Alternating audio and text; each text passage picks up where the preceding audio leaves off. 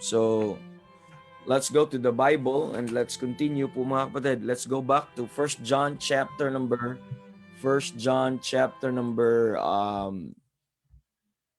ano po mga kapatid? First John chapter number 2. That's where our text po mga kapatid, First John chapter number 2. So nasa 3 stages of ano po tayo po mga kapatid of growth. Okay? Let me write this down para matandaan po natin 3 stages of growth.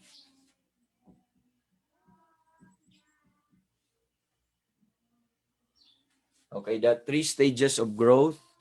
And last time let's go muna sa First John chapter number 3. So this would be our closing lesson po mga kapatid, itong 3 stages of growth. Then we will move on to the next po mga kapatid. And it's been a while then that we talk about a normal Christian life. I know there's so many things that we need to talk about po mga kapatid. First John chapter number 2. Let me read mga kapatid in verse 12 to 14. The Bible says in First John 2:12 to 14, I have written unto you, fathers, because ye have known him that is from the beginning. I have written unto you, young men, because ye are strong, and the word of God abideth in you. Okay? And ye have overcome the wicked one. That verse 14 pala nabasa ko agad, but verse 12, I have written unto you, little children, because your sins are forgiven. You are forgiven you for his name's sake. I have write unto you, fathers, because ye have known him that is from the beginning. I write unto you, young men, because ye have overcome the wicked one. I have write unto you, little children, because ye have known the Father. I have written unto you, fathers, because ye have known him that is from the beginning. I have written unto you, young men, because ye are strong, and the word of God abideth in you, and ye have overcome the wicked one. Saglit po mga kapatid, i-close ko lang yung window kasi may ingay ang mga aso.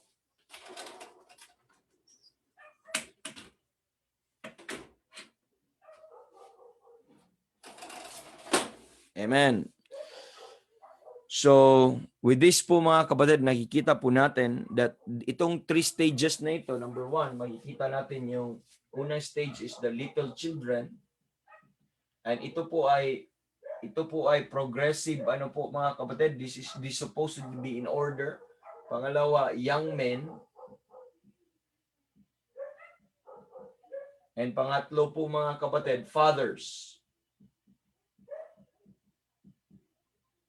Okay. Of course, ang first level po mga kapatid, as what we see po mga kapatid, una po dito, we have the children. And to understand, next po mga kapatid, we have the young men.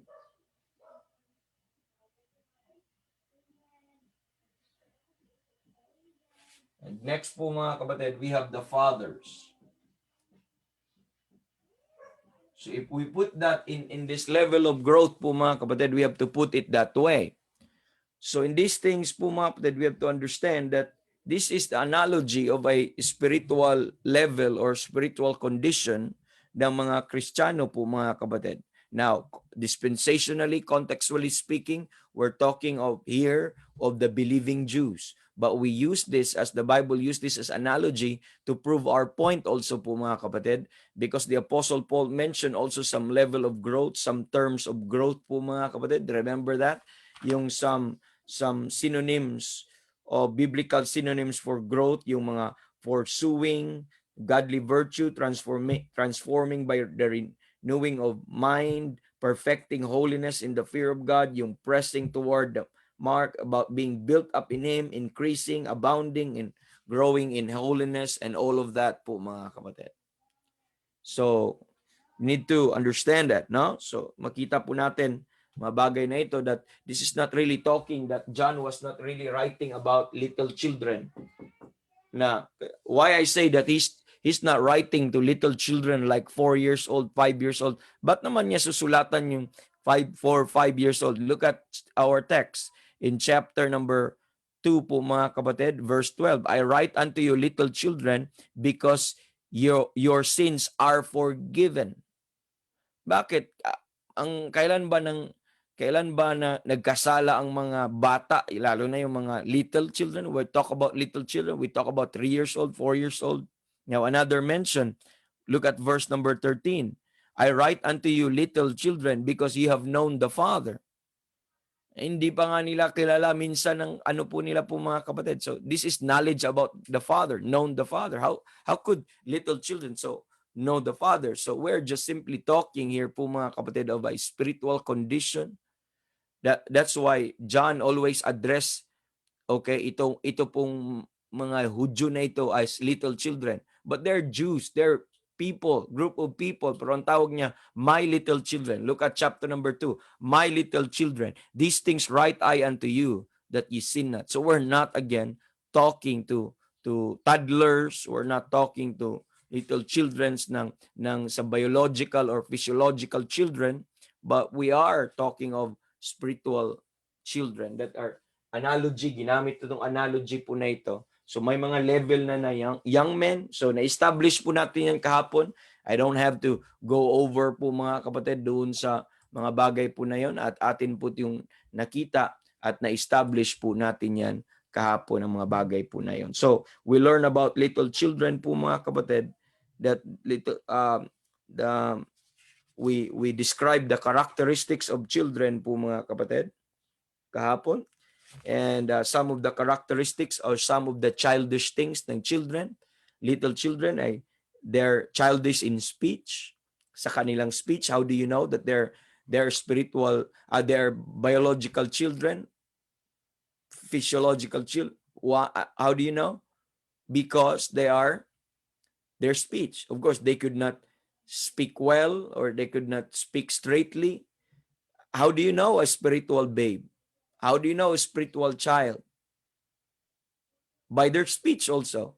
So alam mo pa na parang malaman mo, kakabagong save pa to. Tingnan mo yung mga terms na gamit niya. Tingnan mo yung mga expression niya. Kasi hindi pa niya alam na mali pala yung sabihin na gano'n. Hindi pala nakapag-please sa Panginoon yun. So may mga expressions pa yun mga kapatid na ginagawa. So nakita po natin clearly by their speech. Not only that, by their understanding. They're childish in understanding. Kaya nga, I understood as a child. Sabi ni Paul, no? When I was a child, I speak as a child. I thought as a child. I understood as a child.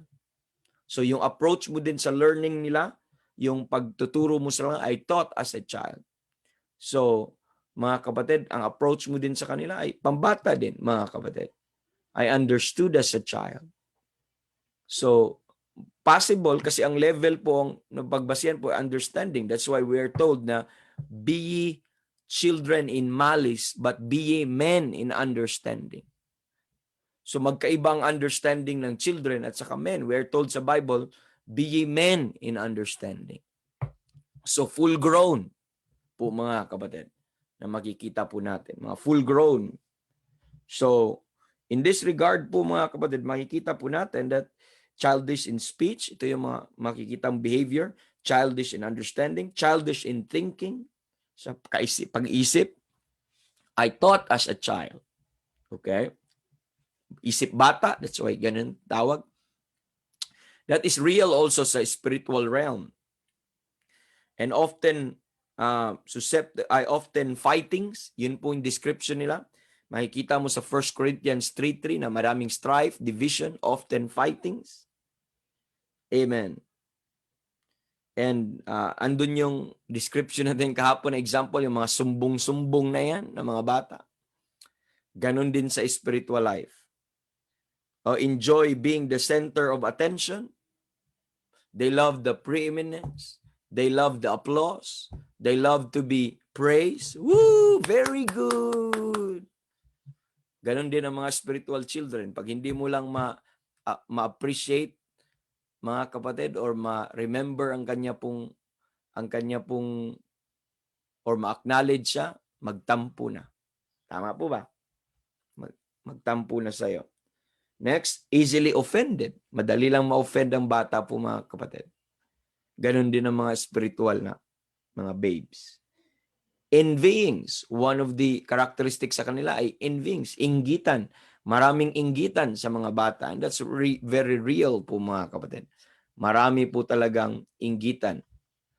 Kahit saan po mga kapatid, ang inggitan ay totoo po yun sa mga bata.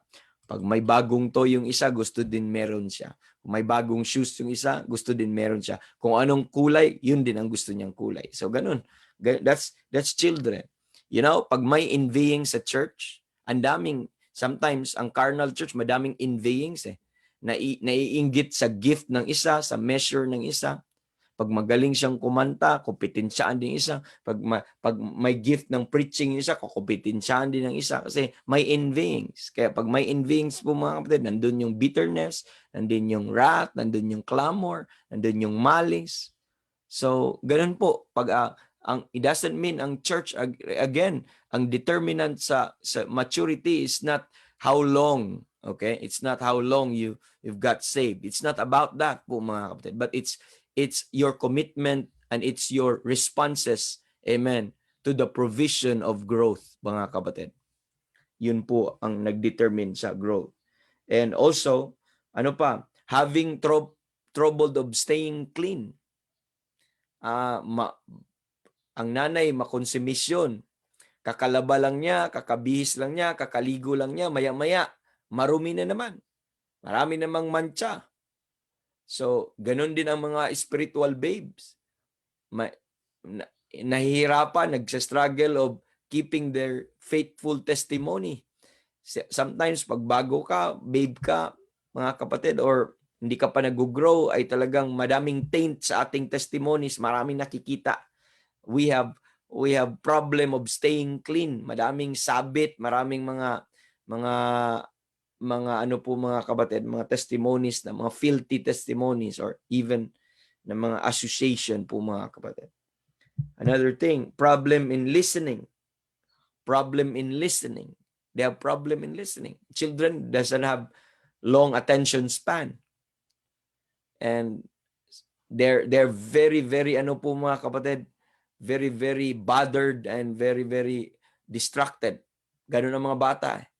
Kahit nga dito sa homeschooler namin, napaka-distracted. Siya na nga mag-isa. Very distracted. Hindi pa siya makafocus sa kanyang pacework. Hindi pa siya very distracted. Makaano lang ng kaunti, makarinig lang ng kaunting boses ng kanyang kaibigan, ganyan na kagad ang ulo. Gaya, ligo na kagad. So of course, ganun Ganun ang mga bata, So let's be patient. So mga ano din ang mga bata din sa spiritual ay nako po, ang hirap. Ang hirap kasi parang makinig, ito ibig sabihin. Pag magturo, but let's be patient. And also po mga kapatid, you can know childish things in their walk. Alam mo sa kanilang maglakad, hindi po sila stable, hindi po sila straight. At meron pa windang-windang pa yun po mga kapatid, most especially those who are learning to walk. Amen. At ganun din naman, meron namang doctrinally child na mga or children, they're doctrinally children. That's why the Bible says in Ephesians 4 that we henceforth be no more children, tossed to and fro and carried about with every wind of doctrine. So they are tossed to and fro and they're carried about with every wind of doctrine. So that speaks of wala po silang stability po mga kapatid. So they are also po mga kapatid unable to teach others. So they could not teach others yet. But sila yung dapat na tuturuan. The Bible says, for the time that ye ought to be teachers, but one should need to teach you again.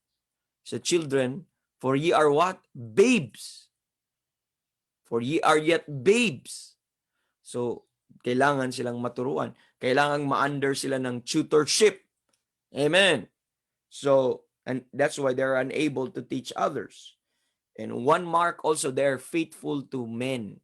They're faithful to their parents. They're faithful to their friends. So their faithfulness, mga kapatid, or their faithfulness is on men. It's not on the truth. That's the problem always with children in our church, in our churches. They are even faithful to their friend or to the pastor. I'm not saying that we don't be faithful to the brethren po mga kapatid, but their loyalty is not in God and in the truth. Kung saan sila naka-benefit, dun sila loyal palagi po mga kapatid. We understand that, but pero maraming ganun sa church natin na hook up masyado sa friendship, sa click. Pag na-offend yung isa or umalis yung isa, umalis din sila.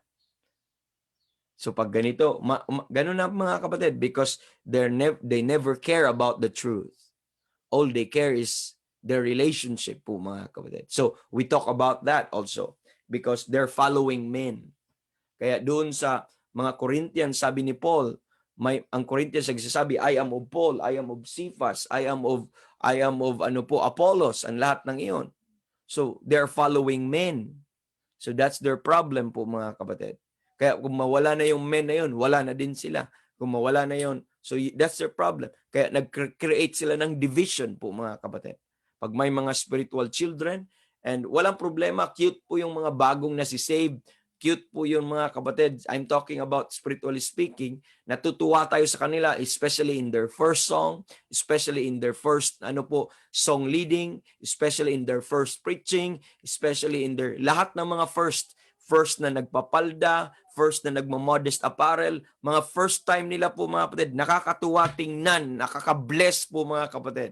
Just like we are blessed with their first word ng ating mga bata, first step ng ating mga bata, first scroll or any development, nakaka-bless po yun mga kapatid. The same true with children. But if you stay longer po mga kapatid na ganun, ay hindi na po cute yun. Amen. Hindi na nakakatuwa yung mga bagay. So we need to endeavor to grow po mga kapatid. And to children, everything is personal. Everything is personal. Amen. Damdamin nila kaagad. They are driven more of their feelings. More on their feelings and more on their needs. And children, can I tell you something? Children are naturally greedy. Selfish. Gusto, akin to, akin yan. Everything is personal. Amen. But as they grow, it's wonderful to behold. So, we're talking about this so that you could assess yourself, saan ka dito. But, and let's be honest, mga kapatid.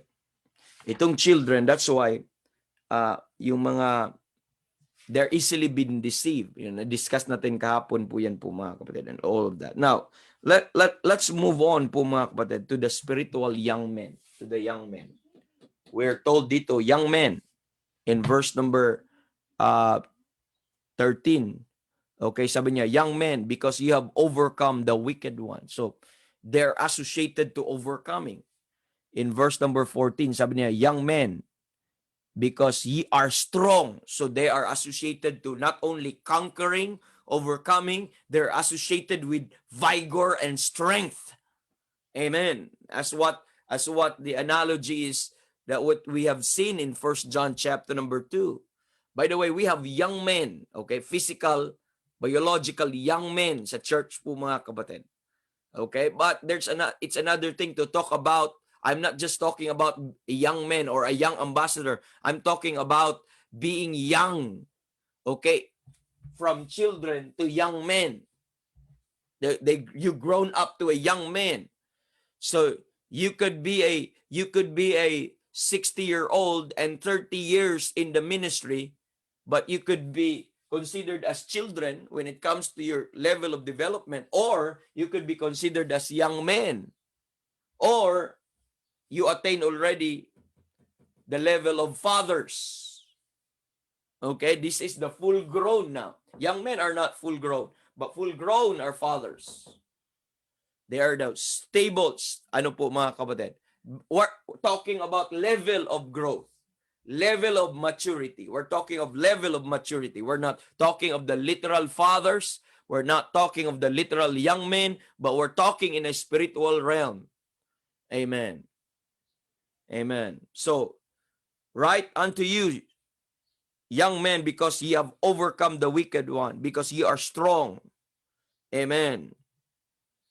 Because ye are strong, and the word of God abideth in you. These are the expression associated sa kanya. And the word of God abideth in you, and you overcome the wicked one. So infants, mga kapatid, let me give you some descriptions dito.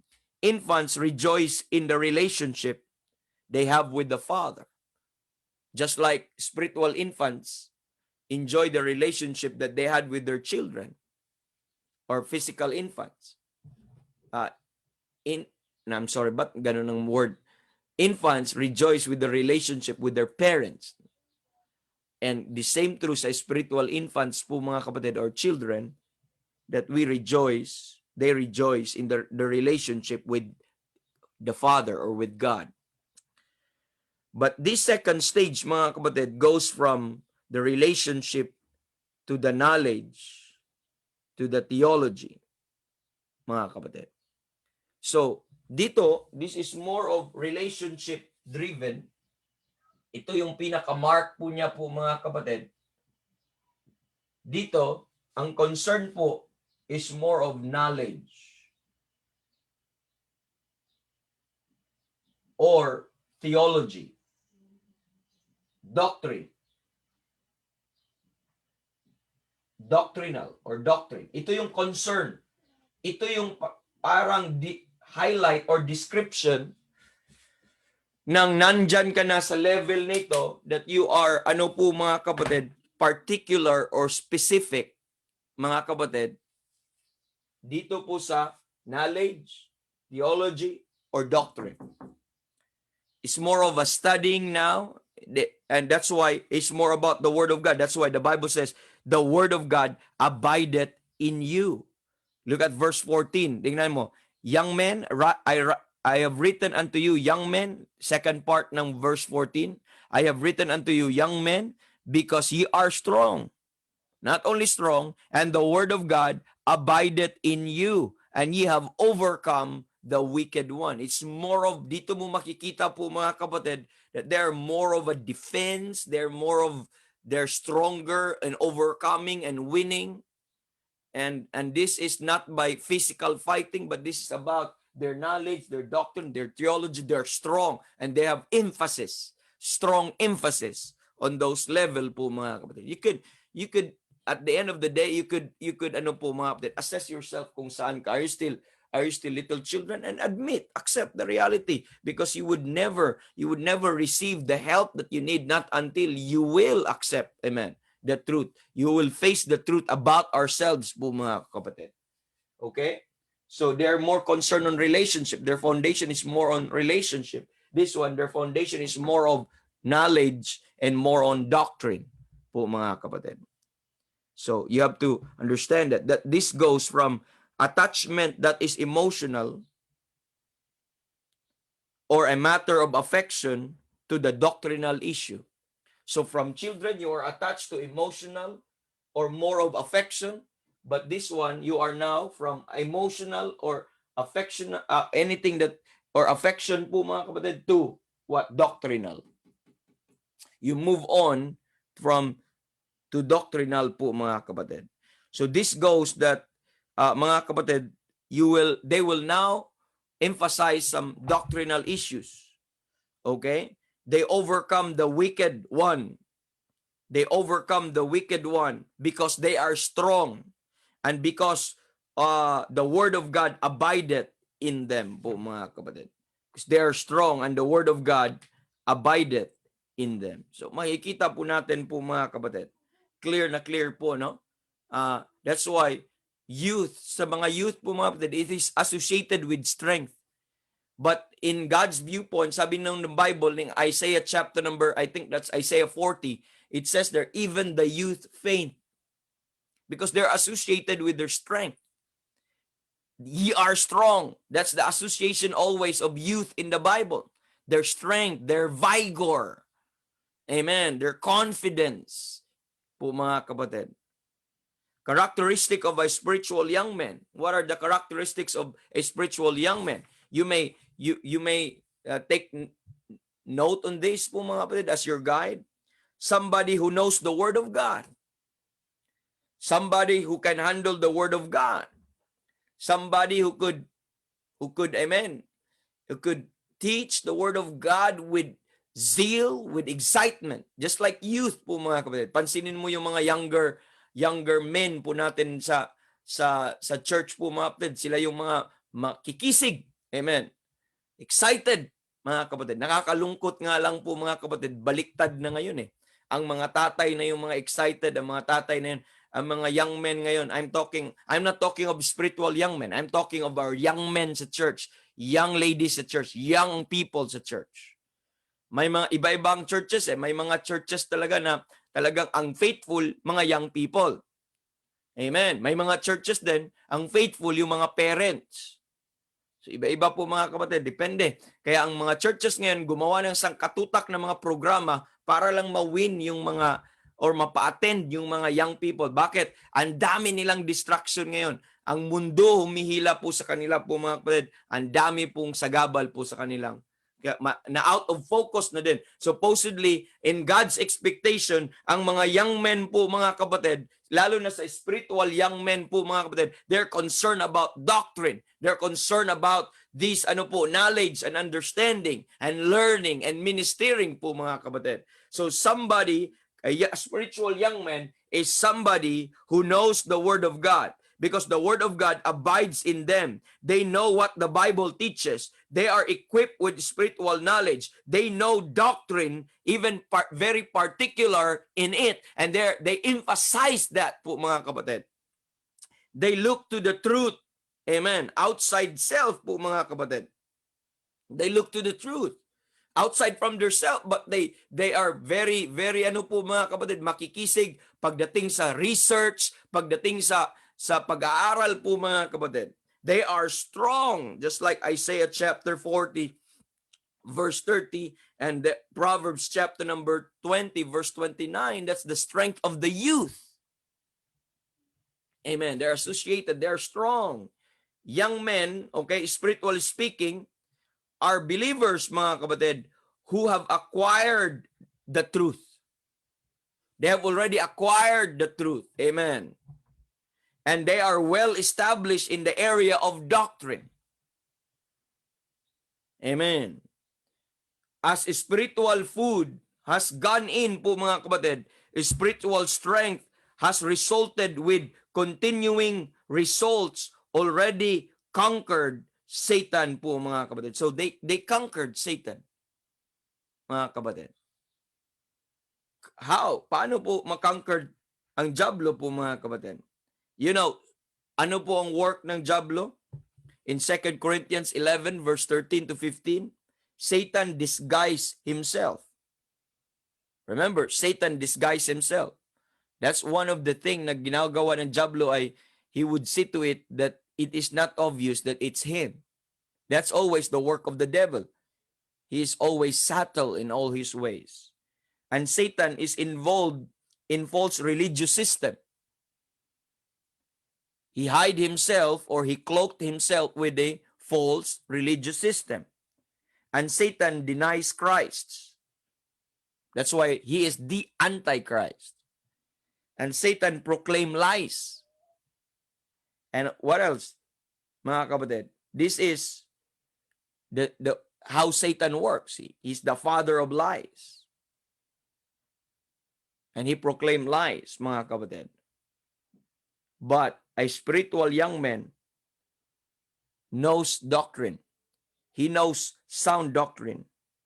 And he can overcome Satan. Why? Because he's not ignorant. He knows theology. He knows the Bible. He has knowledge po mga kapatid. He is well informed when it comes to even the activities of the enemy. That's why it says there, you have overcome the wicked one po mga kapatid. So, that's why ang mga kulto could not attract spiritual young men. Can I tell you this mga kapatid? spiritual young men, sila yung maiinit sa pag-aaral. Sila yung concern even sa pinaka-technicalities, word by word. And we need even pastors that are spiritual young men. We need ministers of God that are spiritual young men. Kasi pagdating mo ng fathers po mga kapatid, full grown na talaga yan eh. Mature na mature without truly furnished unto all good works na yan eh. But we need young men. Nakakalungkot that we have pastors that puro children. Ang level ng understanding, ang level ng spirituality po mga kapatid. But to a spiritual young men po mga kapatid, cults cannot attract them. Just unlike those little children, madali lang madala ng mga cults, but cults cannot attract them. False doctrine cannot allure them. Amen. It cannot allure them. They are not easily deceived. Amen. And I'm telling you, they are even angry at it. And they are passionate at pursuing po mga kapatid. They're passionate at pursuing sa mga wrong doctrines at mga wrong theologies na iyon po mga kapatid. They're passionate and they spend their studies and lives pursuing and exposing the works and the lies of the devil and the teachings of the devil po mga kapatid. We need spiritual young men po mga kapatid. I'm talking of spiritual young men. So babies delight in experience, in the experience of relationship. That is what babies, they delight on the experience of the relationship, the sweetness of the father, of the parents, and all of that. And the gifts and the benefits na natanggap niya, doon nagdi-delight ang children. But spiritual young men delight in the truth. Amen. They delight in the truth. And the fact that they've reached to the point where they are no longer vulnerable to being led away in false doctrine. Dumating na sila sa point na hindi na sila vulnerable to be led away with false doctrine. Ang mga spiritual young men. Kasi kalakasan, kumbaga, that is your peak. Kalakasan ng iyong pagka-Kristiyano.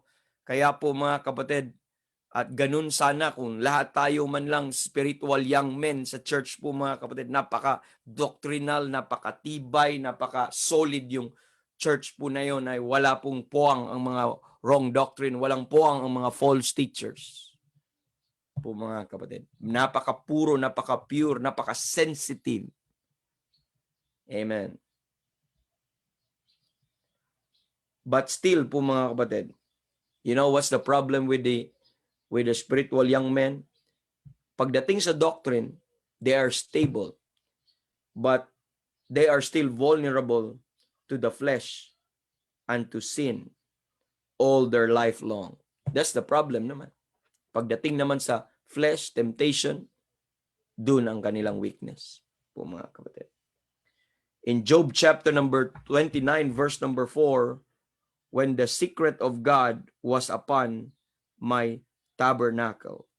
So he was young when the secret of God was upon my tabernacle.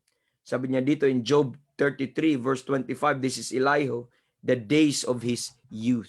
So yung days of his youth, yung expression, nandun po yung kalakasan po mga kapatid, ng mga bagay na yun. So God's expectation to spiritual young men po mga kapatid is in Titus chapter number 2. God's expectation to spiritual young men is in Titus chapter number 2, verse 6 to 8, that we are a pattern of good works. Spiritual young men are a pattern of good works. Let's read this mga kapatid, passages, and quickly po mga kapatid. And Titus chapter number 2. Tingnan niyo po dito ang pagkasabi po. So Titus chapter number 2, the Bible says, let me start with verse 6. Sabi po dito po mga kapatid, young men likewise exhort to be sober-minded. You see, matinong kaisipan. In all things show thyself a pattern of good works. Look at that. The next one. What's their emphasis? In doctrine. Look at that. In doctrine, showing uncorruptness, gravity, and sincerity. So in doctrine, they are what? They show uncorruptness. In doctrine, they are serious. And in doctrine, they are pure. Sincerity. Sound speech that cannot be condemned, that he that is of the contrary part may be ashamed. Could you imagine? Sino yung contrary part? May be ashamed, having no evil to say of you. So they can overcome anyone that would go against sa truth po mga kapatid. They can overcome because they're strong. They are in that such level po mga kapatid where they spend their lives po mga kapatid. So they are uncorrupt. Pagdating po sa doctrine, they're sincere. And pagdating po sa mga disagreements po mga kapatid, in handling disagreements, they that are contrary part may be ashamed. Amen. Makikita po natin. So they're sincere. They need that. In 1 Timothy, last verse po mga kapatid, chapter number 4, the Bible says, let no man despise. Okay, let no man despise the youth. Clear po mga kapatid? Verse 12, let no man despise the youth, but be thou an example. Amen. They're example of the believers. Napansin nyo ba? Be thou an example of the believers. Have you observed the grammar of our King James Bible? It did not say the example to the believers, but they're example of the believer. You know, they're a sample of what a believer is and what a believer should be. Be thou an example of the believers. In what? In word, in conversation, in charity, in spirit, in faith, in purity. Amen. And what else? In verse number 13, they are told to, till I come, give attendance to reading and exhortation and doctrine. Spiritual, young men are so particular about the reading and the studying of God's word. Amen. And also in exhortation, they are there, and also in doctrine. Again, paulit-ulit po yan po mga kapatid. Verse 14, neglect not the gift that is in thee, which was given thee by prophecy, by the laying of the hands of the presbytery. Spiritual young men will always use their gifts. And that's their strength po mga kapatid. And they also meditate themselves. Meditate upon these things. Give thyself wholly to them, that thy profiting may appear to all.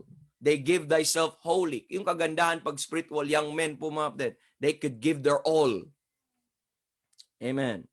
And they are told, they're guardian, they're the keeper. Look at verse 16. Take heed unto thyself. Ingat ka. Kasi doon sila susceptible. But what else? Unto the doctrine. That doctrine, once again, unto the doctrine, continue in them. For in doing this, thou shalt both save thyself and them that hear thee. Po mga kapatid. So, sa doctrine po mga kapatid, in verse 6, they are to be nourished up with doctrine. Sa verse 13, they are to give attendance to doctrine. And in verse 16, they are to take heed and continue in the doctrine.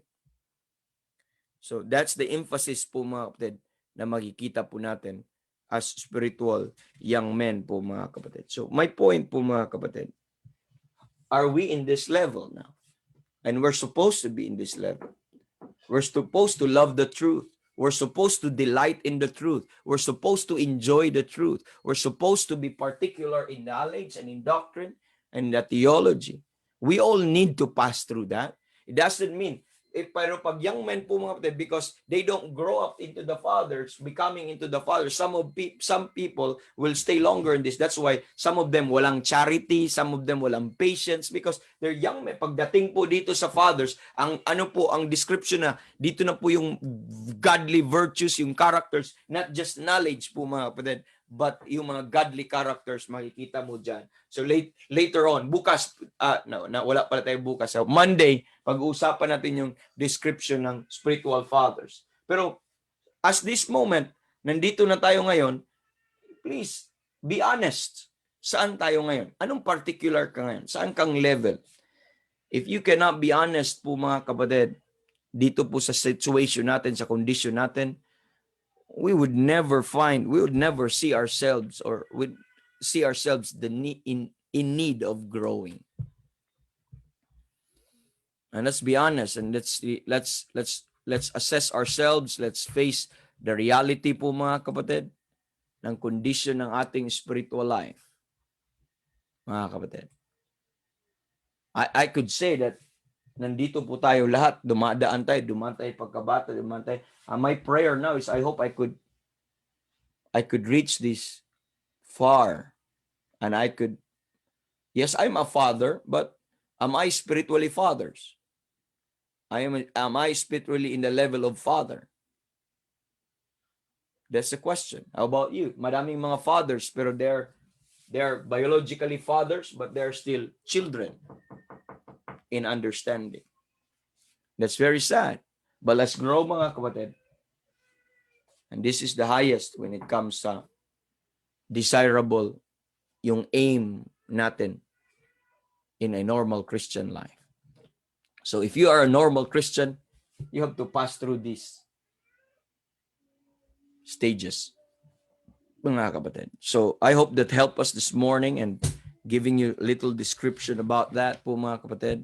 And that's all for this morning, and glory to God. Thank you for those who join us. And once again, have a good day sa bawat isa.